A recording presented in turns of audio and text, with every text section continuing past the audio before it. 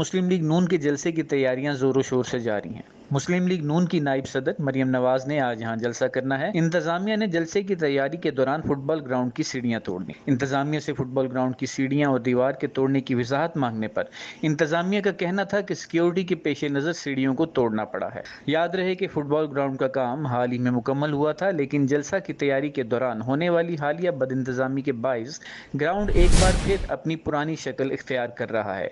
दूसरी जानिब football ground को जलसागाह की शक्ल देने के लिए सरकारी मशीनरी का भी बेदरेग इस्तेमाल जारी है।